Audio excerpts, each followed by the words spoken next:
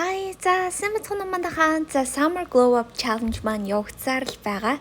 Өнөөдөр би та нарт хэддэх өдөр гэдгийг хэлэхгүй. Ягаад гэвэл зарим хүмүүс аль хэдийн энэ Glow Up сорилт эхэлсэн. Би хоцорсон гэдэг дунд нь бууж өгөх гэж магадгүй. Гэтэ та хизээж эхэлж болно. Өнөөдөр маргааш бас хизээж эхэлсэн та оройтхгүй, хоцрохгүй.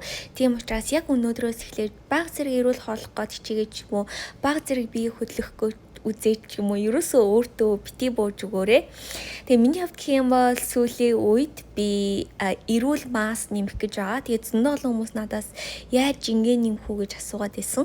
Жимгээ нэмэхдээ хамгийн гол нь биш, бид нэр өөгчлөлт биш, зөв булчингийн масыг нэмэх хэрэгтэй учраас та жингээ нэмж байгаа ч гэсэн эрүүл хооллох хэрэгтэй. Жишээлбэл би чихэрлэг зүйлэнд хэдий дуртай ч гэсэн ерөөсөө чихэр шоколад идэггүй. Гэхдээ байглаас гаралтай жимс, самын дос эдгээр зүйлээс одоо амтныхаа craving дардаг.